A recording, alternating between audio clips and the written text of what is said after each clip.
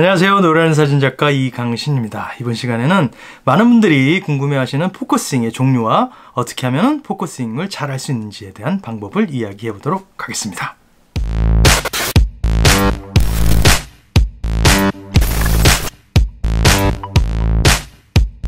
자, 먼저 포커싱에 대해서 얘기를 해볼 텐데요.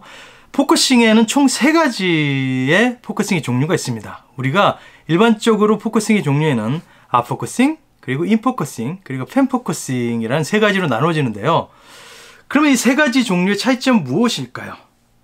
먼저 많은 분들이 좋아하는 거죠. 아웃포커싱이 있습니다. 아웃포커싱 말 그대로 포커스된 부분의 뒷배경을 날려버리는 걸 아웃포커싱이라고 합니다. 인포커싱이 있어요. 인포커싱이란 무엇이냐? 내가 찍고 있는 피사체 앞부분에 어떤 피사체가 하나 있으면 이거를 블러 처리를 하고 살짝 건너서 이 메인 피사체를 촬영을 하는 거를 인포커스라고 합니다. 그리고 팬포커스가 있습니다. 팬포커스는 사진 전역에 전후 좌우 모든 구간에 초점이 맞는 거를 팬포커싱이라고 합니다. 그 3가지의 포커싱으로 나눠지는데 그 3가지 포커싱들을 어떻게 활용을 해서 어떻게 찍는지, 그리고 어떻게 하면은 그 포커싱들을 잘 할 수 있는지에 대한 이야기를 해보도록 하겠습니다. 자, 먼저 아웃포커싱에 대한 얘기를 할 텐데요. 아웃포커싱을 잘 하려면 어떻게 해야 될까요? 자, 아웃포커싱은 첫 번째로 주 피사체와 카메라의 거리가 가까울수록 아웃포커싱이 잘 됩니다. 예를 들어서 내가 이 피사체를 촬영을 한다 그러면은 카메라가 이렇게 가까이 있을수록 아웃포커싱이 잘 일어나게 된다는 거죠. 여기 이렇게 멀리 떨어져 있을 때보다는 이렇게 가깝게 렌즈가 들어와 있을 때 아웃포커싱이 잘 일어납니다. 예를 들어 보자면은 엄지손가락을 이렇게 가까이 볼 때와 멀리 볼 때를 비교를 해보시면은 그 차이를 느끼실 수 있을 거예요. 엄지손가락을 가까이 눈앞에 대면 뒷부분은 다 블러 처리가 되는 것이죠. 포커싱이 나가게 됩니다. 하지만 멀리 두면은 손가락도 잘 보이고 배경도 잘 보이는 그런 현상이 나타나게 되는 것이죠.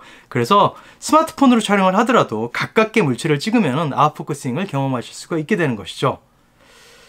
자, 그리고 두 번째, 피사체와 뒷배경이 멀수록 아웃포커싱이 잘 됩니다.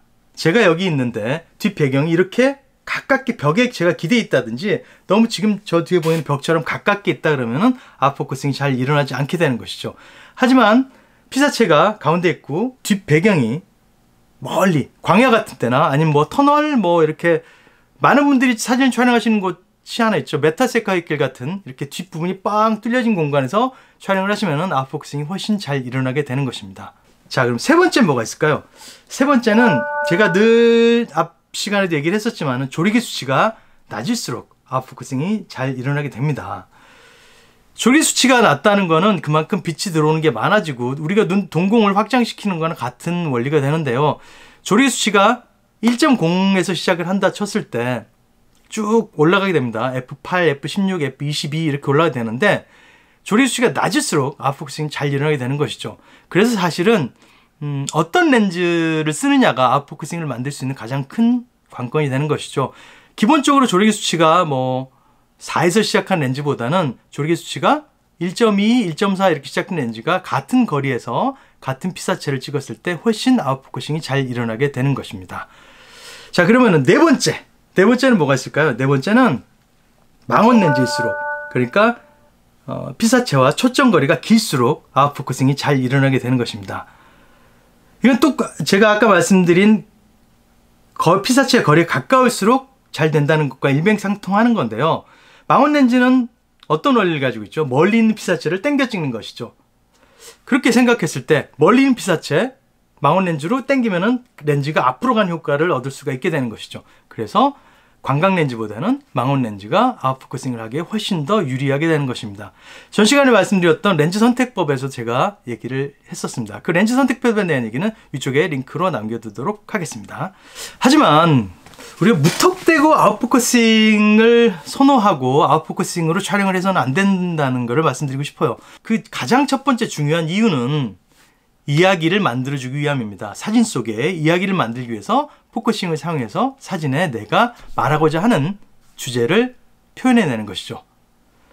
그렇기 때문에 너무 모든 사진에 있어서 포커싱을 날려버리는 사진은 그렇게 추천드리고 싶지는 않아요. 제가 전 시간도 얘기를 했었지만은 좋은 사진은 아웃포커싱이 많이 되거나 뭐 전체가 다 선명한 펜포커싱 사진이 아니라 피사기 심도에 의해서 이야기 결정이 됩니다. 내가 말하고 싶은 것들이 어디까지 표현을 해내느냐, 그거에 의해서 사진이 결정되기 때문에 무턱대고 아웃포커싱 하는 거는 비추드리는 바입니다.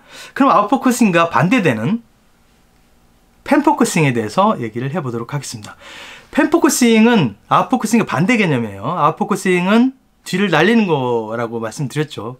그럼 펜포커싱은 전 구간에 걸쳐서 초점이 맞는 걸 펜포커싱이라고 제가 말씀을 드렸습니다. 그럼 펜포커싱을 우리가 촬영한다 쳤을 때 아웃포커싱과 반대로 촬영하시면은 펜포커싱을 만들어낼 수가 있는 것이죠. 자, 그럼 첫 번째 펜포커스를 잘할 수 있는 조건이 뭐가 있을까요? 내가 찍고자 하는 피사체와 거리가 렌즈가 멀어질수록 펜포커싱이 잘 되는 거죠.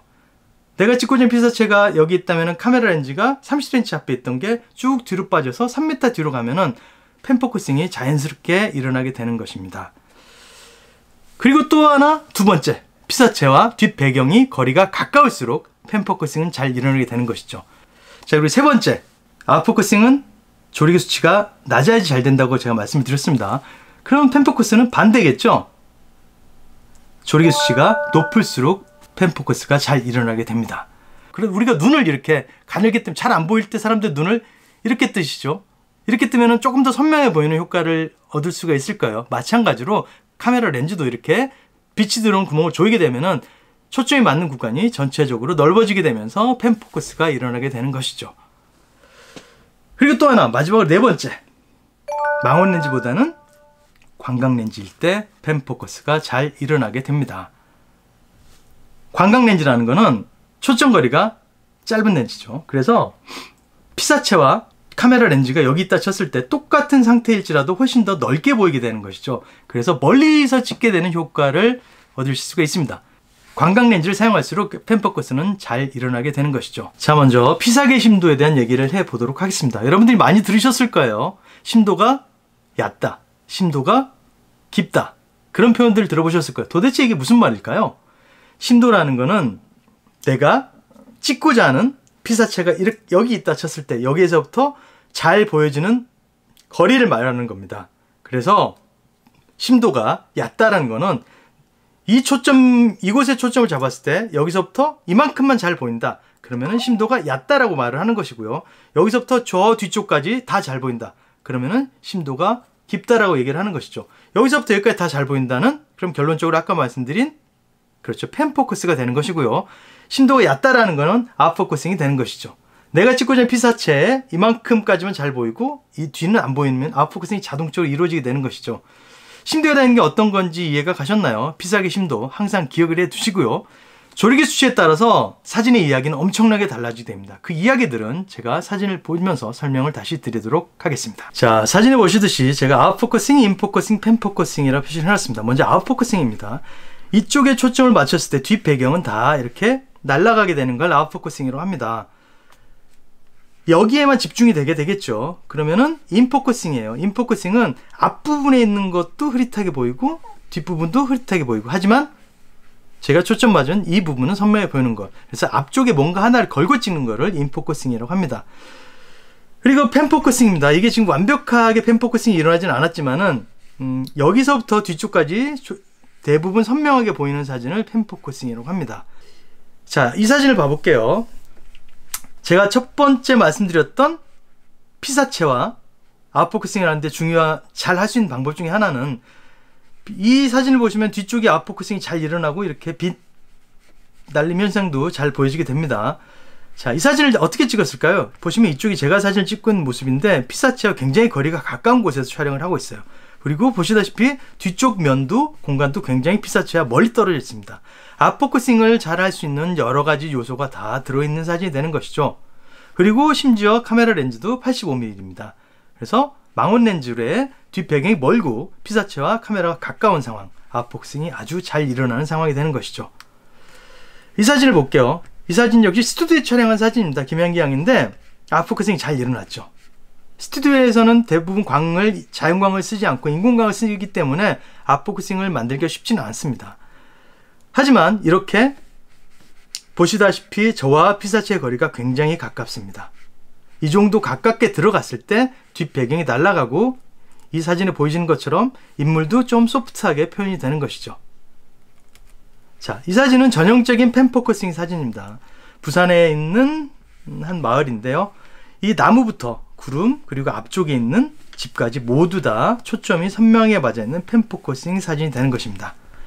그래야지 이 전체적인 풍경의 느낌들을 다 담아낼 수 있는 것이죠. 만약에 제가 아웃포커싱을 써서 이쪽 부분만 초점을 잡고 앞에 뒤에 다 흐릿하게 찍었다면 조금 이런 느낌의 사진은 만들 수가 없을 겁니다. 자, 같은 동네였어요. 감천마을에서 여기랑 같은 동네였습니다. 고양이를 발견했어요. 하지만 이 계단까지 다 나온다면 이 고양이에 집중이 되지 않고 이런 느낌의 이야기를 만들 수가 없었을 거예요. 그래서 고양이에 최대한 가깝게 다가가서 뒷배경이 멀기 때문에 아웃포커싱을 일으켜서 사진을 찍었던 사진이 됩니다. 자, 역시 뒷배경이 벚꽃이 필 때였는데 물병들이 이렇게 쭉 있고 뒷배경과 멀었습니다. 그리고 저는 촬영 위치가 가까웠고요. 그래서 아웃포커싱이 자연스럽게 일어난 사진이 되는 것이죠. 이거 역시 비슷한 조리기로 촬영을 했지만은 이 배경과 피사체가 가깝기 때문에 아웃포커싱이 별로 잘 일어나지 않은 사진이 되는 것이죠. 그만큼 뒷배경이 멀수록 아웃포커싱이 잘 일어난다는 것을 알 수가 있을 겁니다. 자, 이 사진이 제가 늘 얘기하는 사진의 이야기를 주는 아웃포커싱인데요. 조리기 심도, 피사기 심도에 대한 이야기인데 이 사람이 제가 찍고 싶은 메인이었습니다. 하지만은 이 이발을 하시는 아저씨의 모습도 같이 담고 싶었어요. 그래서 이 뒷부분이 다 날아가는 걸 원하지 않았어요. 어느 정도 표현을 하고 싶었기 때문에 조리개 수치를 피사기 심도를 어느 정도까지 이 정도까지 살짝 보일 정도를 계산을 하고 촬영한 사진이 되는 것입니다. 그리고 이 사람은 여기 면도사보다 조금 더 날아가게 되는 것이죠. 그래서 우리는 집중을 이렇게 하게 되는 것입니다. 그만큼 심도는 사진의 이야기를 결정해주는 가장 큰 중요한 요소인 것이죠. 자, 이 사진은 인포커스 사진이에요. 이쪽 부분을 살짝 걸거 찍었어요. 이 부분이 약간 흐릿하게 보이실 거예요. 그리고 누워서 잠을 자는 한 사나이가 있습니다. 이게 없고 있고의 차이는 굉장히 사진의 느낌을 다른 느낌을 줄 겁니다. 지금 이쪽이 이렇게 뿌옇게 나왔기 때문에 뭔가 제가 이쪽 뒤에서 살짝 엿보는 느낌의 사진을 만들 수가 있는 것입니다. 인포커스 사진이죠. 자, 이것도 인포커스죠. 여기 물병들이 있고 뒤에도 살짝 아웃포커싱이 됐지만은 이 내가 찍고자 하는 메인 피사체들은 표현이 잘 돼 있는 인포커스를 활용한 사진인 것입니다. 우리가 많이 찍는 풍경들이죠. 풍경 사진의 대표적인 전형적인 황금 분할에 딱 떨어지는 그 사진입니다. 펜포커스로 구름부터 앞쪽까지 다 표현한 사진이 되는 것이죠. 역시 펜포커싱 사진이죠. 이쪽부터 이쪽까지 다 선명하게 보여지는 사진입니다. 일반적으로 펜포커스는 조리기 수치 8에서 14회 정도면 대부분 펜포커싱을 할 수 있습니다. 물론 망원 렌즈 경우에는 좀 상황이 달라지겠지만은 일반적인 풍경 사진 같은 경우에 조리기 8 정도면은 50mm 언더로 촬영하신다면, 광각 계열을 촬영하신다면은 충분히 이렇게 펜포커스가 잘 일어나는 사진을 찍으실 수가 있을 겁니다. 이 사진 역시 이 노란색 노을도 담고 싶었고, 노을과 이 노란색 벽, 그리고 쉬고 있는 이 두 분, 모든 컬러감들이 너무 조화롭게 잘 이루어진 이 풍경을 다 담고 싶었기 때문에 조리기 수치를 많이 올려서, 그리고 그러다 보니까 해질녘이었기 때문에 ISO 좀 올려서 촬영한 그런 사진입니다. 펜포커스 사진이고요. 이 사진 역시 헬기장과 모델, 이 모든 느낌을 담고 싶어서 찍었지만은 아주 조리개를 조이고 찍은 사진은 아닙니다. 왜냐면은 제가 말씀드렸다시피 배경과 피사체가 가깝습니다. 이 정도면 조리개 3.5만 돼도 이렇게 다 선명하게 찍을 수가 있는 사진이 되는 것이죠. 더구나 저는 저쪽 위쪽 크레인에서 촬영했기 때문에 피사체와 거리가 멀었습니다. 이렇게 조리개 수치를 많이 올리지 않아도 이렇게 펜포커스 사진을 찍을 수가 있게 되는 것이죠. 배경과 피사체가 가깝다면 말이죠. 자, 아웃포커싱 사진이죠. 전형적인. 만약에 이게 펜포커스였다면 전혀 다른 이야기가 형성이 될 거예요. 지금 이 핸드폰을 보고 있는 이 소녀가 이 소녀만 집중이 되지만 뒷 배경은 지금 눈에 들어오지 않게 되는 것이죠. 모든 게 이 소녀에게만 집중이 되는 것입니다. 아웃포커싱의 효과가 되는 것이죠. 자, 펜포커스 사진입니다. 뉴욕의 어느 지하철인데 저는 늘 제가 사진을 찍기 때문에 제 사진이 없어요. 그래서 제가 셀카를 이런 식으로 찍었습니다.